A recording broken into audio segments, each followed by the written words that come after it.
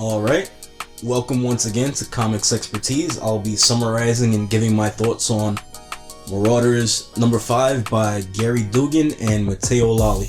So this comic begins with Iceman and Christian Frost in the Arctic as Iceman fans get a nice display of what an Omega level Iceman can do. He's a beast.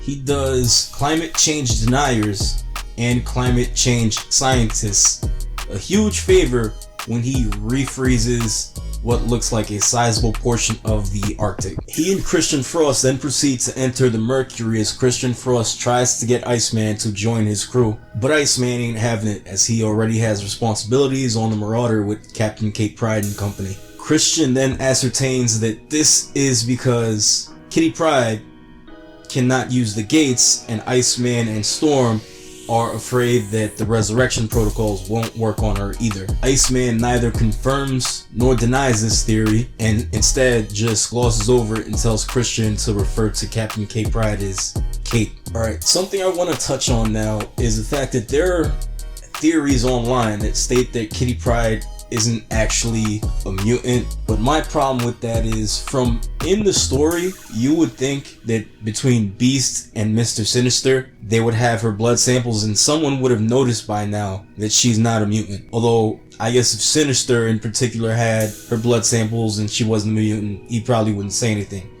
But I digress. Now, a problem I have is if the resurrection protocols don't work on Kitty, it makes no sense.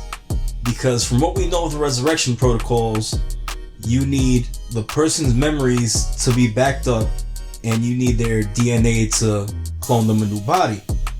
So in theory, that can work with humans, mutants, inhumans, anybody.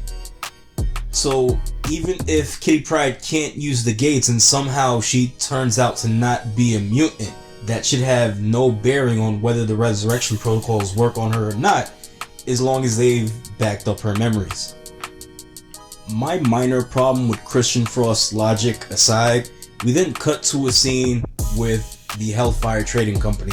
They're discussing the delivery of Krakoan drugs, and Sebastian Shaw asks that Kitty Pryde take the Marauder on a trip to Madripoor to deliver drugs as he and Shinobi are taking a dangerous trip in the opposite direction. Emma Frost forces a vote and Emma Frost and Kitty Pryde vote that Sebastian Shaw takes the trip to Madripoor instead of them. Now, to give some very brief information on Madripoor, it was made famous particularly in Wolverine's run, and it's just an island that is a crappy place to be. Think an entire island like Gotham City, and also run by Hydra.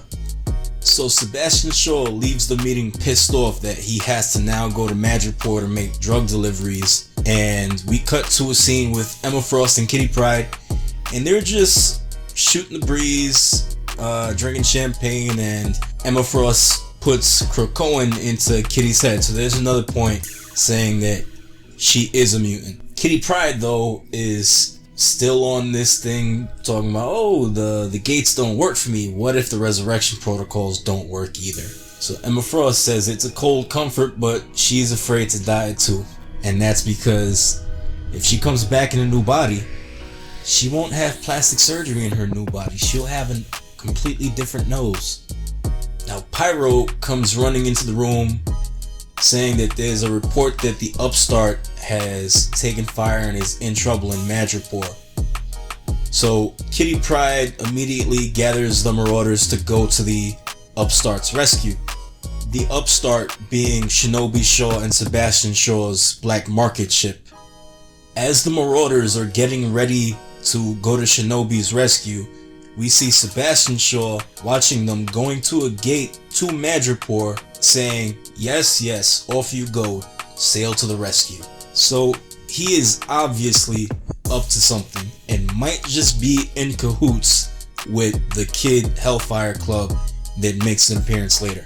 We then get an info page saying that Manuel Nduke, who is a member of the Kitty Hellfire Club that I just mentioned, has purchased an entire pallet of the Krakoan drugs and also from Cade Kilgore, who is another member of the Kitty Hellfire Club. He purchased a bunch of cyanide. So if you put 2 and 2 together, and it's even pointed out in this report, they're planning on a mass casualty event regarding the mutant drugs. And I'm pretty sure, given how Sebastian Shaw was acting, that he's the one who sold the Krakoan drugs to Hominis Verendi, which is what the Kitty Hellfire Club is going by now, which literally translates to mankind must be feared. The Marauders split up into 2 teams. Bishop and Storm on one team go through the gates of Madripoor. Shadowcat, Iceman, Lockheed, and Pyro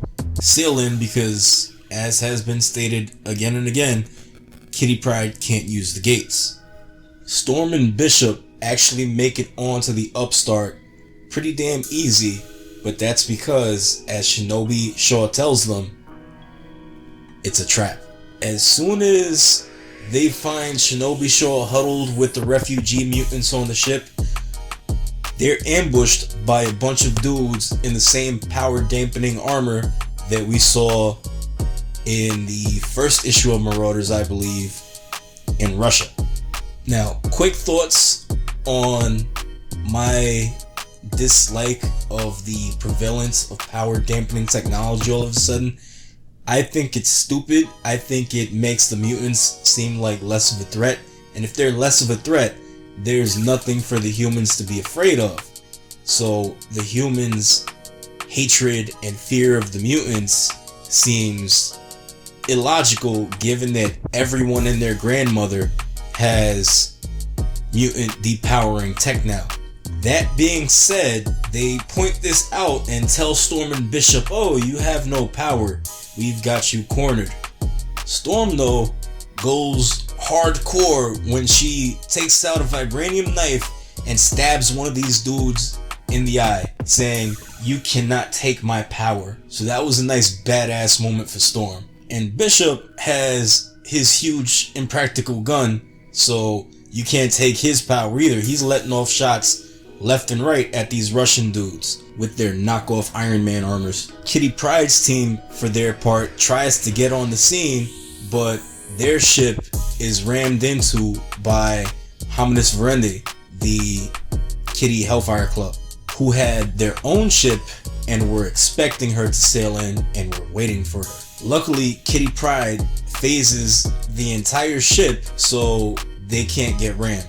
Unluckily, they get boarded by Hatemonger and Executioner. And that's where the comic ends. So next week, we're gonna get a whole bunch of action between Storm and Bishop fighting the knockoff Iron Man armor guys, and Kitty Pryde and her batch of X-Men fighting Hatemonger and Executioner. And just so you guys are aware, Hatemonger is a clone of Hitler. So next issue is gonna be fun, watching him get his, butt kicked. Anyway, if you liked the video, you know what to do.